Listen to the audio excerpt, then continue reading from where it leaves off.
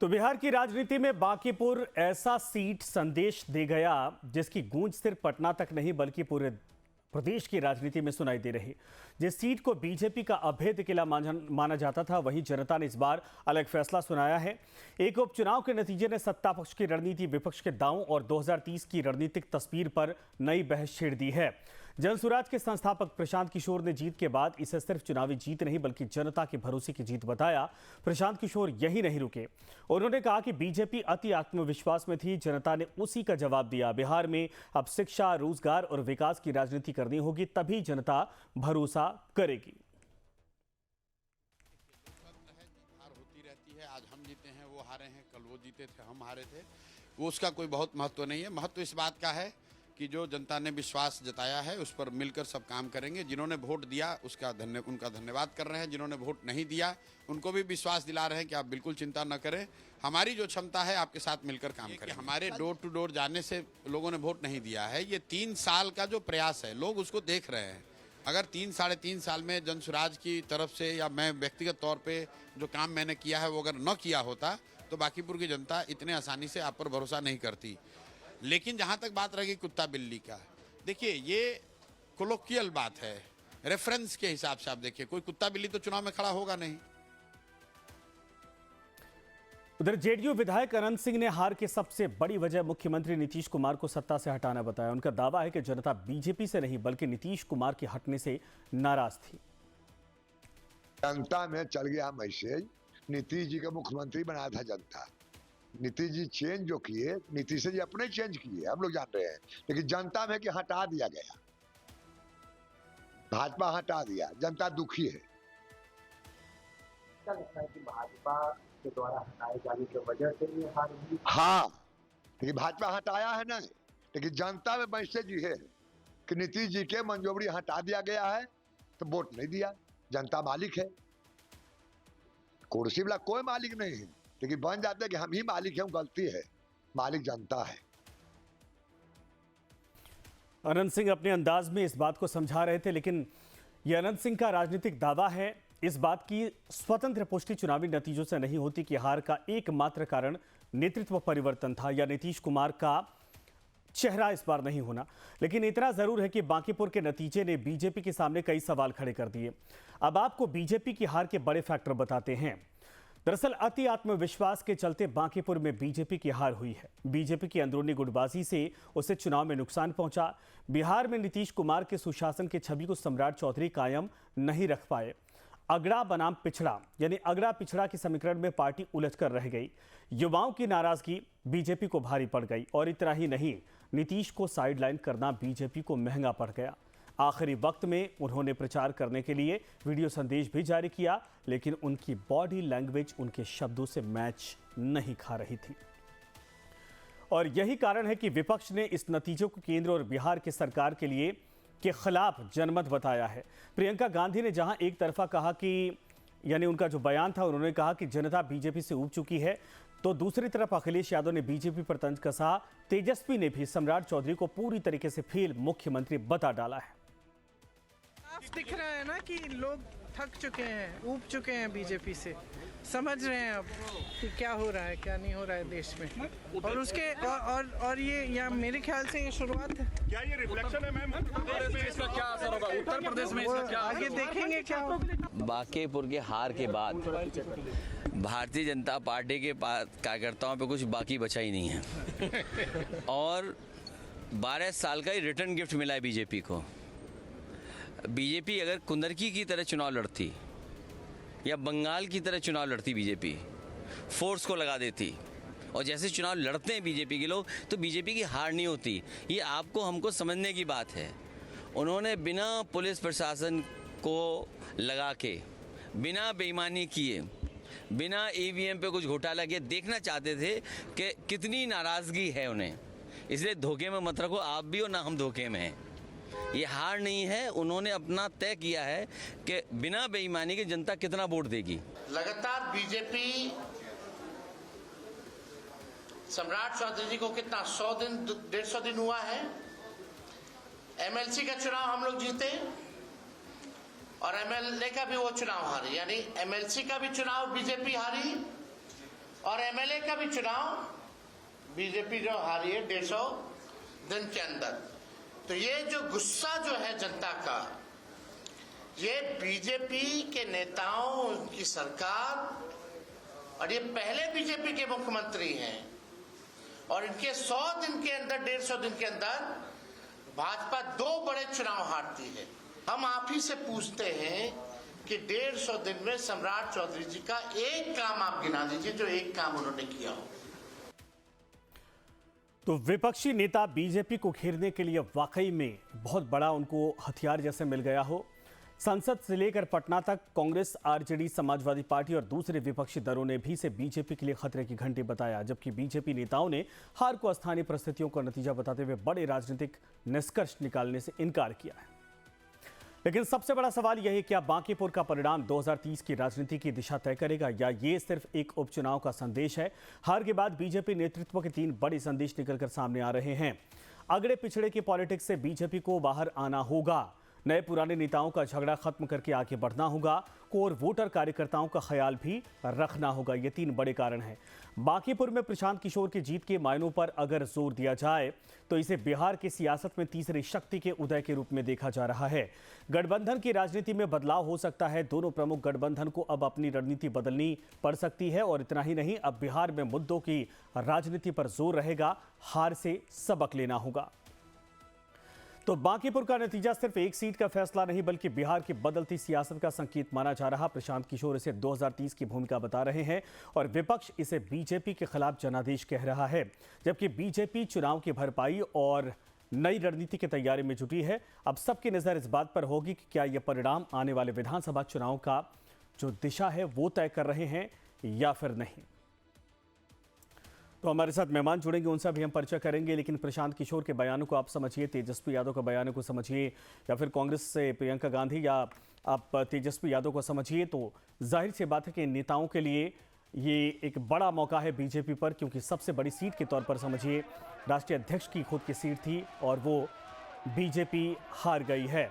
तो हमारे साथ भूपेंद्र यादव प्रवक्ता भारतीय जनता पार्टी से जुड़ रहे, असित नाथ तिवारी प्रवक्ता कांग्रेस से जुड़ रहे, कैप्टन राजीव रंजन प्रवक्ता जनसुराज पार्टी से जुड़ रहे, मनोज लाल दास मनु नेता जेडीयू से जुड़ रहे, कुछ देर में जुड़ जाएंगे। आप सभी का स्वागत है। शुरुआत में राजीव जी आपसे करना चाहूँगा, सबसे पहले बधाई आपको कि फाइनली एक जीत आप लोगों के हिस्से में आई और सबसे बड़ी जीत के तौर पर इसको देखा जा रहा है। कैसे इसको आप लोग सेलिब्रेट कर रहे, कितनी चुनौतियां थी, और जो बीजेपी कह रही कि स्थानीय कुछ मुद्दे थे जिनको लेकर कुछ अगर कहा जाए कि जनता भरोसा नहीं कर पाई है, क्या आप लोगों ने यह महसूस किया कि ये सिर्फ स्थानीय मुद्दों के दम पर ये चुनाव जीत पाए हैं आप लोग, या फिर जो है कि ये सच में जैसा आप लोग कह रहे हैं कि बड़ा एक संदेश है? नमस्कार सबको। जी, स्थानीय मुद्दे तो कुछ बहुत ज्यादा नहीं थे। मैं तो चुनाव प्रबंधन में, प्रचार में भी इन्वॉल्व था। स्थानीय मुद्दों का जहाँ तक सवाल है ना, ठीक है, थोड़ी बहुत निराशा थी उस फ्रंट पे, क्योंकि 30-35 साल से एक ही परिवार के नुमाइंदे थे। लेकिन इस बात में कोई शक नहीं है और हमको एक्सेप्ट करने में कोई गुरेज नहीं है कि नितिन नवीन के प्रति किसी के मन में कोई बहुत गुस्सा नहीं था। He is a good man, और उनका बड़ा अच्छा जो गुडविल है वो था। तो वो स्थानीय मुद्दों से ये ऊपर की बात थी। लोगों को ये समझना होगा, हम तो घर घर जा रहे थे, डोर टू डोर हमने प्रचार किया। ये इलेक्शन एक सिंपल बाई पॉल नहीं था, उपचुनाव नहीं था। वो चाहेंगे, दूसरे लोग बीजेपी और इंडिया के सहयोगी दल चाहेंगे इसको टू प्ले इट डाउन, जिसको कहते हैं अंग्रेजी में, कि नहीं ये तो एक उपचुनाव था सिंपल, लेकिन वो है नहीं। क्योंकि आप देखिए इसका नतीजा ये हुआ कि हर जगह जहां जहां हम लोग गए, सब लोगों ने कहा कि नितिन नवीन में तो कोई, हम लोग को उसके प्रति तो कोई कुछ नहीं कहना है, वो ठीक ठाक थे। चलिए ठीक है, उतना नहीं हुआ जितना होना चाहिए, लेकिन but he was a nice man. सबसे बड़ी बात क्या थी कि ये जो बीजेपी का अहंकार, मैं घर घर गया, कई लोग उनके बहुत करीबी, उनके अच्छे समर्थक, वो सब ने कहा कि भाई हम लोग क्या है, क्या उनको लगता है कि हमारे पास कोई अपनी सोचने समझने की शक्ति नहीं है, हमारा विवेक नहीं है कि हम खुद सोच के समझ के वोट दें? आप कैंडिडेट दे रहे हैं, एक दे रहे हैं, उसकी पृष्ठभूमि या उसकी पढ़ाई लिखाई को लेके लोगों को बहुत निराशा हुई, तो फिर उसको बदल दिया, दूसरे को लाए। तो भी व्यक्तित्व बांकीपुर जैसे जैसे प्रबुद्ध लोगों की कॉन्स्टिट्यूएंसी को रिप्रेजेंट करने का प्रतिनिधि होता है ना, के लायक नहीं लगा। वो उसकी पर्सनालिटी बहुत बहुत ही वीक लगी। He might be a nice boy. हम व्यक्तिगत तौर पे हम उसके खिलाफ कुछ कहना नहीं चाहते, लेकिन आफ्टर ऑल जब प्रतिद्वंदिता होती है तो आप अपने सामने वाले प्रतिद्वंदी को देखते हैं, तो जनता भी देख रही थी। तो ये सारी बातें थी। अहंकार सबसे बड़ा इशू था। तीसरी बात ये कि एक बहुत बड़ा संदेश भेजना चाहते थे वो लोग, बहुत बड़ा संदेश भेजना चाहती थी जनता की भाई don't take us for granted.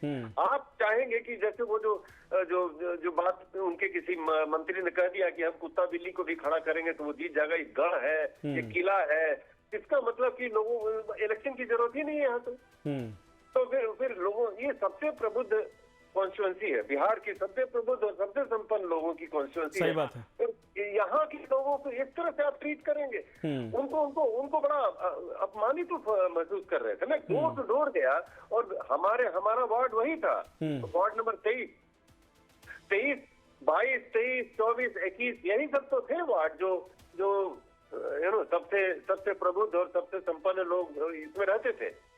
और मैं डोर टू डोर गया और उसी वक्त मुझको लग गया था कि हम लोग जीत रहे हैं। अगर हम लोग इन वार्ड्स में लोगों के अंदर गुस्सा देख रहे हैं तो इसका मतलब हम जीत रहे हैं। ठीक है, बिल्कुल। तो और उसका परिणाम भी सर आप लोगों को मिला। ठीक है, मैं आता हूं सर दोबारा आपके पास। भूपेंद्र जी आपके पास आएंगे। पहली बार ये अखिलेश यादव का कहना है कि बीजेपी ने फेयर इलेक्शन करवाया है, ना फोर्स लगाया, न पुलिस वालों और वहां के अधिकारियों को जिम्मेदारी उतनी बड़ी सौंपी, न ही जिस तरीके से ईडी सीबीआई का इस्तेमाल होता है और ओवर कॉन्फिडेंस अलग से। पहली बार फेयर इलेक्शन करवाया और उसका परिणाम क्या निकला ये बीजेपी वाले समझ गए हैं। कहां चूक गए आप लोग सर? क्योंकि ये नॉर्मल कोई भले से बाई इलेक्शन था, लेकिन नॉर्मल सीट तो नहीं थी। देखिए, अखिलेश यादव जी जो है ना, वो जो बोल रहे हैं वो अपना जो है ना 2027 में उनको पता चलेगी, ऐसी बात नहीं है। ये नॉर्मल सीट नहीं है, ये हमारा जो है ना आदरणीय राष्ट्रीय अध्यक्ष जी महोदय का सीट था और मेरे लिए भी प्रतिष्ठा की बात थी। लेकिन जब बांकीपुर की सम्मानित जनता ने जो जनादेश दिया, भारतीय जनता पार्टी उसको विनम्रता पूर्वक एकदम स्वीकार कर रही है। मेरे भाई संजय यादव जी, मैं आपको स्पष्ट कर दूं कि बांकीपुर की सम्मानित जनता एकदम जो भी किए हैं अपना कार्य किए हैं और उनको हम लोग सम्मान करते हैं और कार्य भी हम लोग उनके बीच करते रहेंगे। हमारी जो है ना जितनी सरकारी का जो भी योजनाएं होंगी, ऐसा नहीं कि हम लोग नहीं सर, वो तो ठीक है। एक चीज मुझे इतना बताइए ना सर, ये सम्मान तो करना पड़ेगा, लोकतंत्र में यही है। लोकतंत्र में ये नहीं करेंगे ये ऑप्शन ही नहीं है, सम्मान करना पड़ेगा, जनता का मैंडेट है। लेकिन वो जो माइक्रो मैनेजमेंट आप लोग कहते थे, मेरा बूथ सबसे मजबूत, माइक्रो मैनेजमेंट, अब तो लोग ये भी कह रहे हैं कि भाई बिना नीतीश कुमार के आप लोगों ने ये चुनाव करवाया, उनको हटा दिया था, उसका परिणाम देख लीजिए कि आप लोगों के पक्ष में आया कि नहीं आया, जब राष्ट्रीय अध्यक्ष की सीट नहीं बच पाई। हमारे आदरणीय नीतीश कुमार जी डायनेमिक पर्सनालिटी हमारे साथ हैं, आज भी हैं, कल भी थे, कल भी रहेंगे, ऐसा कुछ नहीं। ये जो आप बोल रहे हैं, अब रही बात अखिलेश जी का, तो हम लोग तो विपक्षी की तरह नहीं ना बोलते हैं। जब इलेक्शन हार जाते तो कहेंगे कि ईवीएम ठीक नहीं था, ये संवैधानिक जितने संस्थाएं थे उन पर आरोप लगाते और जो है ना इलेक्शन कमिश्नर पर आरोप लगाते। तो इस तरह की आदतें जो है ना विपक्षियों में पूर्व से बनी आ रही है। नहीं सर सुनिए, वो विपक्ष तो अपना काम करेगा सर। मैं इतना पूछ रहा हूँ भूपेंद्र जी, बहुत सारे प्रवक्ता हमारे साथ इसे ले जाना है। मुझे इतना बताइए, 6 महीने पहले चुनाव में आप लोग प्रचंड जीत हासिल कर लेते हैं। 6 महीने में ऐसा क्या हो जाता है कि आप अपने सबसे बड़े नेता के सबसे बड़ी हॉट सीट कही जाने वाली पार्टी को जो कि सीट को नहीं बचा पाते हैं? कुछ तो ऐसा हुआ जो आप लोगों से या तो स्लिप हो गया, मिस हो गया, या फिर वाकई में आप लोगों ने सोचा कि भाई जब बीजेपी के सबसे बड़े नेता की सीट है तो यहां मेहनत मत करो, 30 साल से जीतते आ रहे, 25 साल से जीतते आ रहे, निकल जाएगी सीट। राइट। देखिए बात ऐसा है भाई साहब संजय जी कि हम लोग 3 दशकों से भारतीय जनता पार्टी जो है बांकीपुर की सम्मानित जनता को सेवा करते आई। चूक तो ही है, विदाउट चूक हम लोग फेल नहीं किए।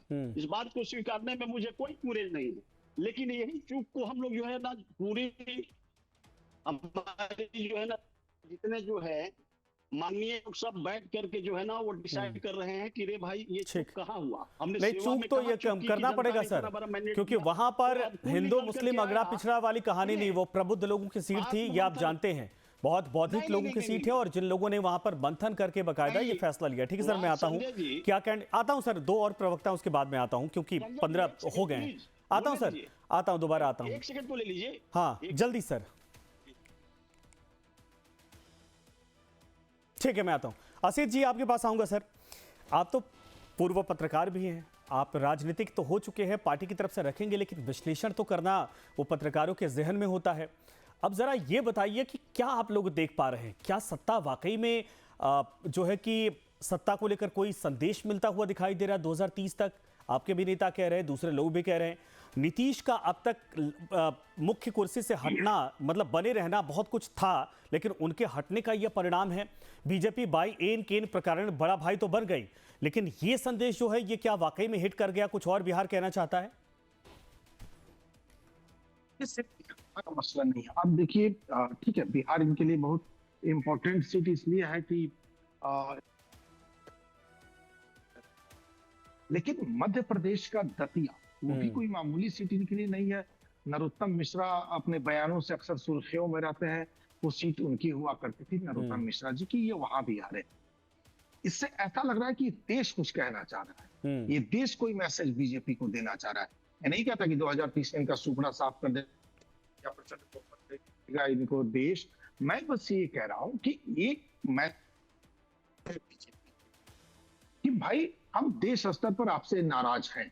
नाराजगी के अलग अलग कारण हो सकते हैं, नाराजगी का कोई एक बहुत बड़ा कारण हो सकता है, लेकिन ये बात अब इन्हें समझ लेनी चाहिए कि लोग इनसे नाराज हैं और जिसे अपना गढ़ कहते हैं उस गढ़ में भी लोग अब इनके साथ खड़े नहीं हैं। और इस नाराजगी की अलग अलग कई वजह है।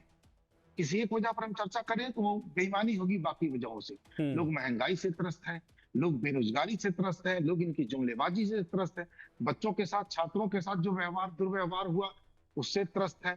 अलग अलग राज्यों में जाइए, बिहार में भरत भूषण तिवारी हत्याकांड से लोग त्रस्त हो गए।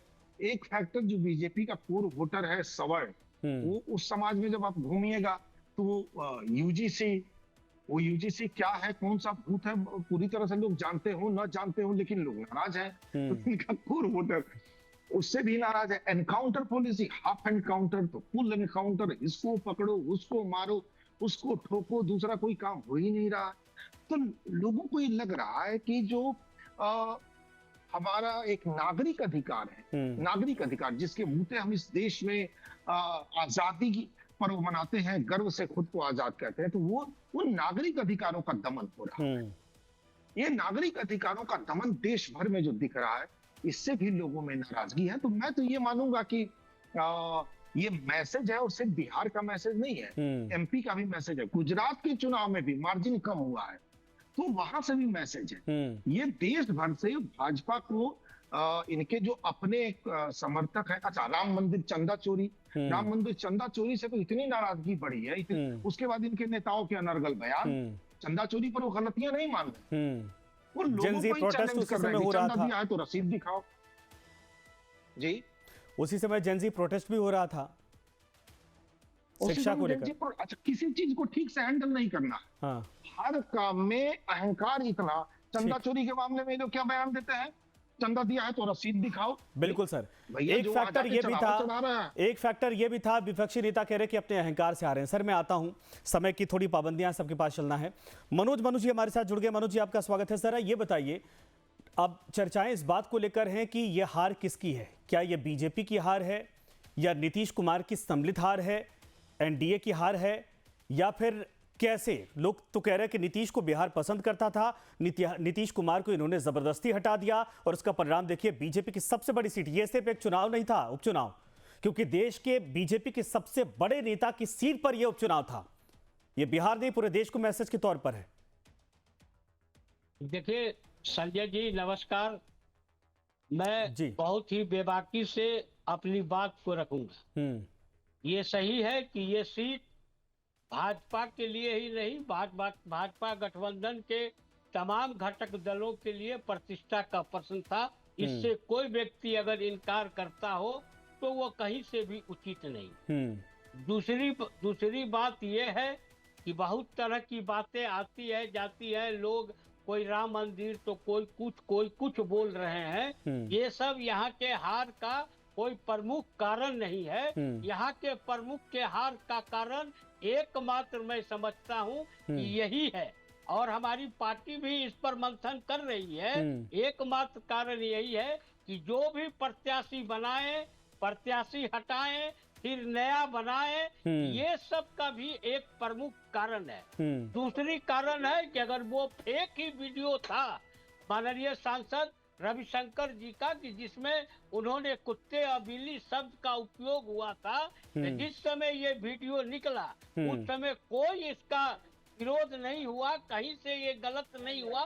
जो बातें आज आ रही है, तो क्या बांकीपुर की जनता किसी के भी नजर में, चाहे मेरे नजर में या किसी भी दल के नजर में, कोई इस तरह की बात को बर्दाश्त नहीं कर सकती है, उसका भी असर पड़ा है। नहीं, यही तो है कि अहंकार, ये जो कह रहे विपक्षी नेता, आप लोग सफाई से बताइएगा, बड़े सफाई साफ गोई से आप बात कर रहे हैं, सफाई से बता रहा हूँ कि क्या ये अहंकार था?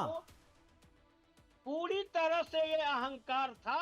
और मैं तो ये बोलने में भी नहीं हुचकूंगा, चाहे हमारे मित्र यहाँ कुछ समझ ले कि ये भाजपा की कुछ नेताओं की भी एक सोची समझी साजिश थी कि नितिन नवीन जी का कद कैसे इतना बड़ा बढ़ गया। गुटबाजी, ठीक है सर। भूपेंद्र जी ये बताइए, कुत्ता बिल्ली वाला शब्द असीत जी भी बोल चुके हैं इस बात को, ये कुत्ता बिल्ली वाला जो एक नैरेटिव है कि बीजेपी के झंडे पर, प्रधानमंत्री के चेहरे पर, या फिर जो है कि नितिन नवीन के चेहरे पर किसी को भी खड़ा कर दोगे जीत जाएगा।